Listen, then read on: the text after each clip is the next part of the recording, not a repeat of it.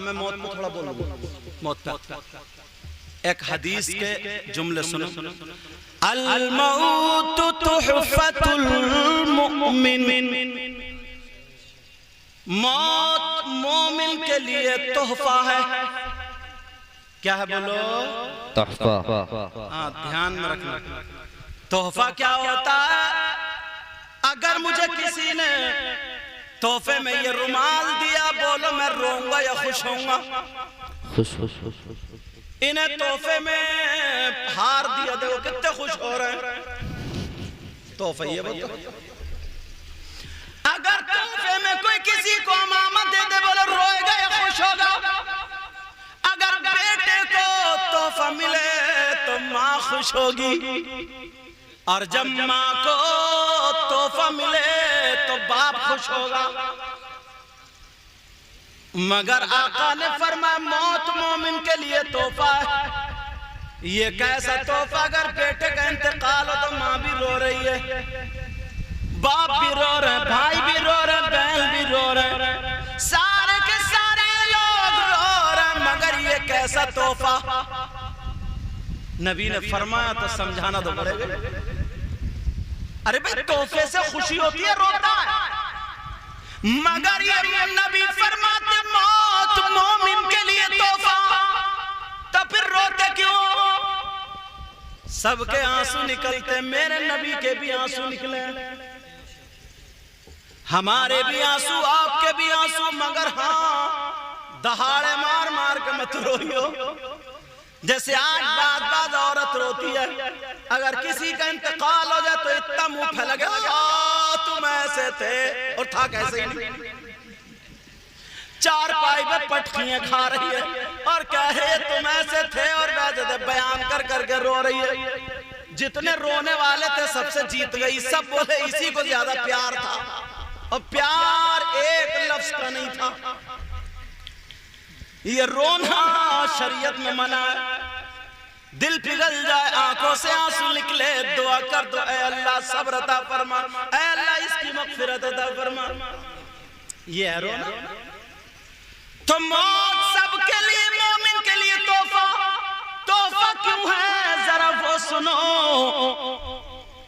आप नमाज पढ़ते हैं, मगर नमाज जो लाया उसको नहीं देखा।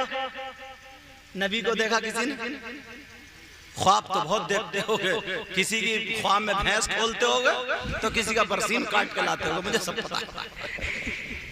बात ख्वाब में नहीं, सचमुच में ही काट लाता है। भैंस अपनी पल रही है, बरसीन हाजी जी का कट रहा था। अब हाजी जी राख और खाट डालते डालते परेशान, और ये काटते काटते नहीं थकता। लेकिन नमाज पढ़ते आपने जो नमाज जिनको तोहफे में मिली उनको नहीं देखा, आका का दीदार नहीं किया। जरा गौर करो प्यारे, तवज्जो करो, मेरे आका को नहीं देखा। कुरान की तिलावत करते हैं, मगर जिस पर कुरान नाजिल हुआ उनको नहीं देखा। सारी इबादतें करते हैं, मगर साहिब शरीयत को नहीं देखा। ओ मोमिन कितना खुशकिस्मत होगा, जैसे इंतकाल हो कब्र में जाए तो नबी का दीदार होता है। मोमिन के इसलिए मौत तोहफा है।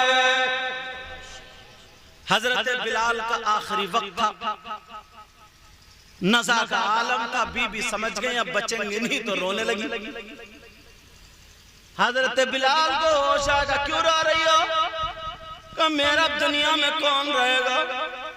हजरत बिलाल बोले कि तुम्हें खुशी नहीं हो रही है कि मैं जाने जाना से मिलने जा रहा हूं? सुभान अल्लाह, सुभान अल्लाह।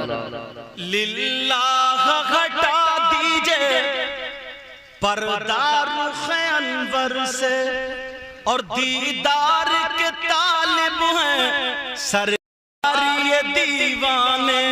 कब्र में लहराएंगे ताहशीर चश्मे नूर के, और जलवा फरमा होगी जब तलअत रसूलुल्लाह की। सुभान अल्लाह।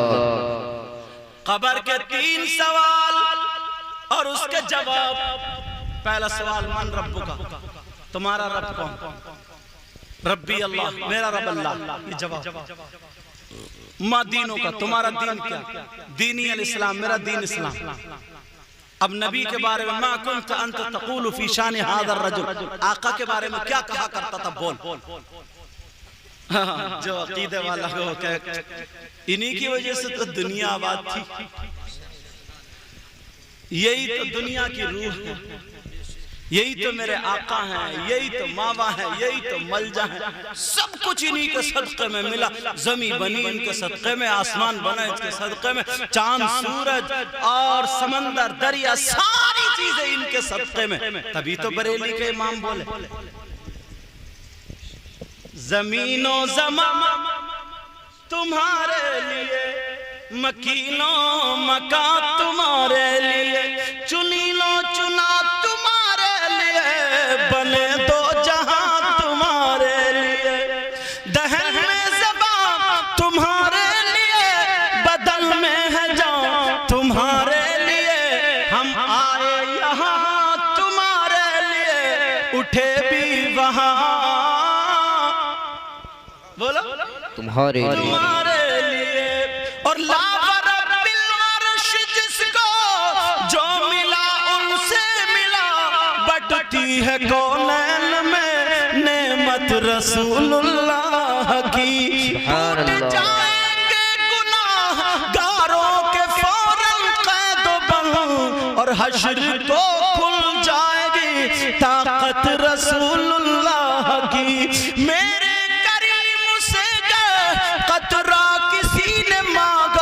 और दरिया बहा दिए हैं, दुर्बे बहा दिए हैं।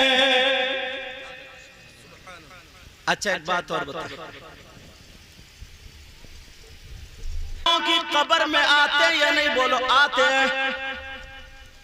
एक सवाल आता, सवाल, एक वक्त में, एक टाइम में पूरी दुनिया में कितने लोग मरने वाले होते?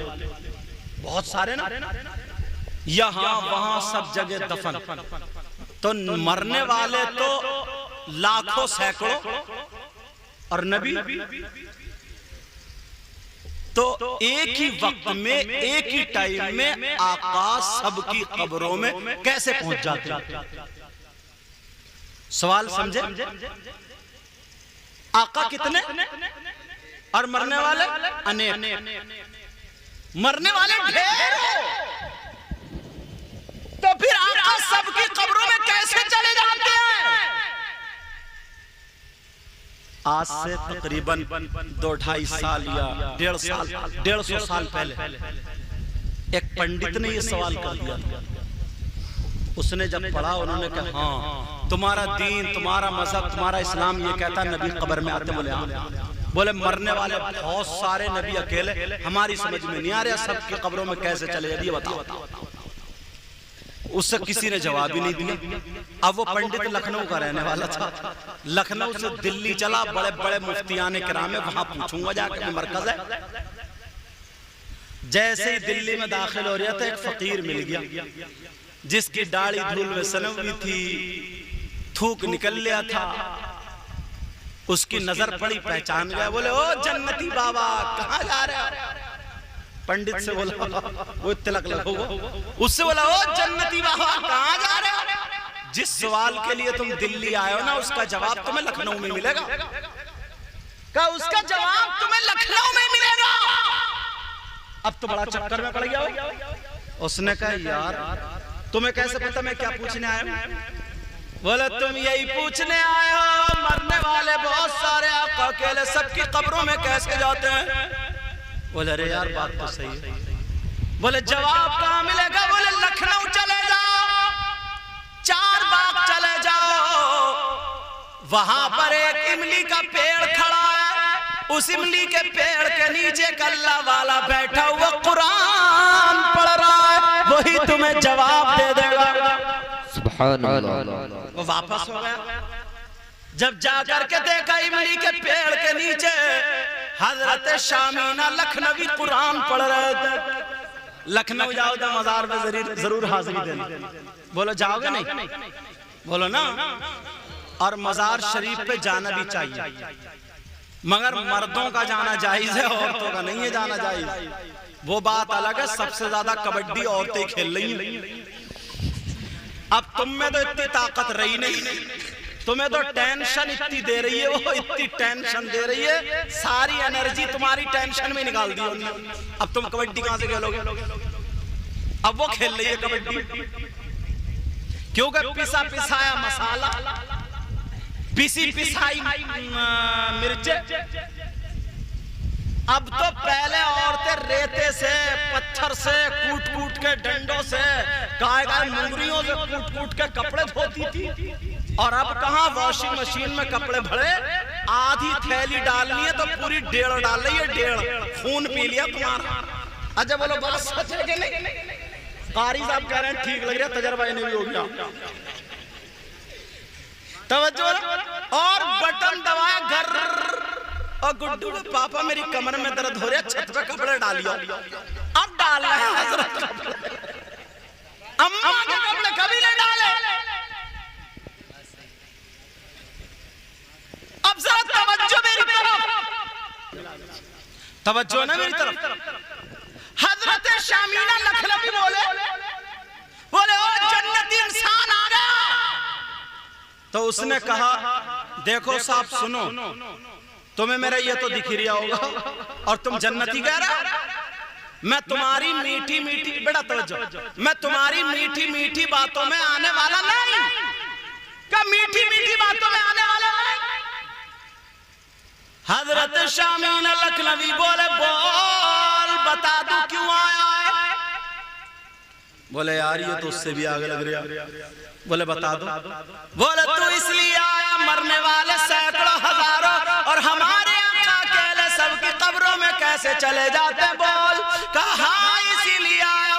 हजरत शामीना लखनवी बोले बोल दिखा दूं या फिर बता दूं? सवाल बोलो, बोल दिखा दूं या बता दूं? कहा यार ये तो मसला और उलझ गया। पंडित जी बोले दिखाई दो। पंडित जी बोले दिखा दो।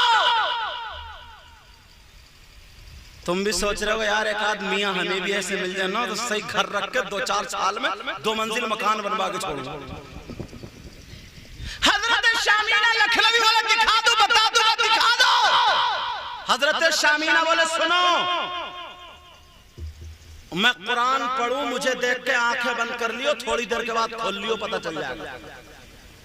हजरत शामीना लखनवी ने औज़ु बिल्लाह बिस्मिल्लाह कुरान पढ़ना शुरू किया, और जैसे उसने आंखें बंद करके जब खोला देखा तो हजरत शामीना पेड़ के नीचे जो बैठे थे, इमली के हर पत्ते पर बैठ के अल्लाह वाला कुरान की तिलावत कर रहा है। हजरत शामीना अकेले जो पेड़ के नीचे बैठे थे, अब वो पेड़ के इमली के हर पत्ते पर बैठ के कुरान की तिलावत कर रहा है।